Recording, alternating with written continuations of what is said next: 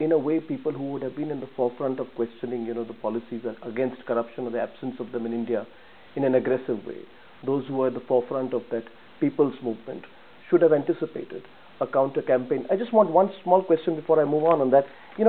They attacked you as well, but they attacked you personally. There were personal Yes. charges made against you.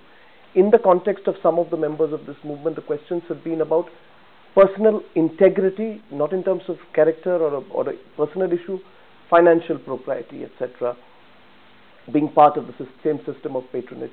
In your view, is that a serious enough issue? Because on the one side, you have an incredibly important cause of eradicating that form of institutional corruption in India.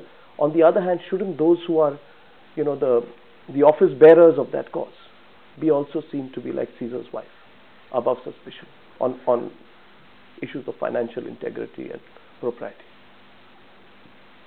Everyone should have some scrutiny, but the scrutiny has got to be in proportion.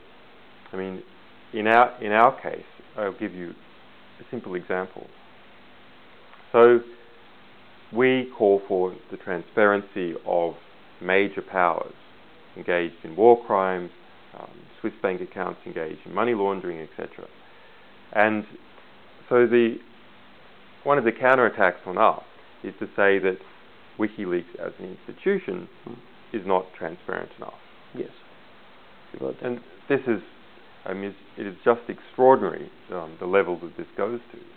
So, for example, the reality is we are a small media organization under tremendous attack. We have publicly stated CIA task forces into us. We also, as an organization, have a role to protect the identity of our sources. That is one of our primary missions, is to protect our sources. So of course we're not transparent about who our sources are. Of course we're not transparent about where some of our servers are. Of course we're not transparent about who some of our employees are, because our employees are targeted by spy agencies. This should be completely obvious.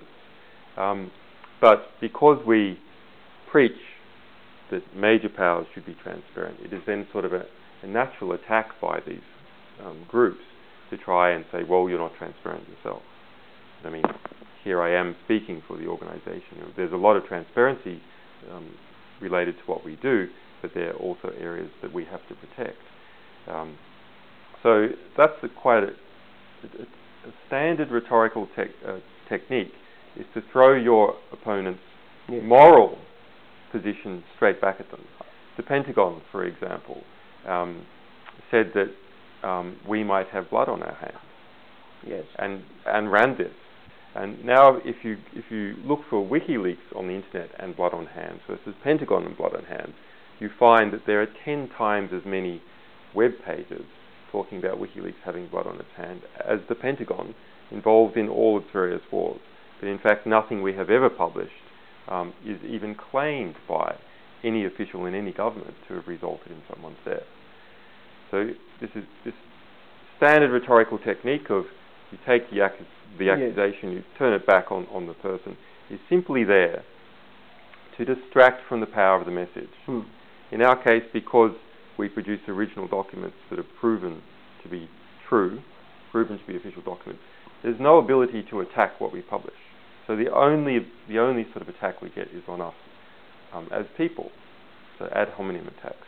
And this case you're speaking about in India, I'm sure that is the same frame to it. Of course, I don't know whether these accusations against the individuals are true or not, but I am sure why the accusations have been made.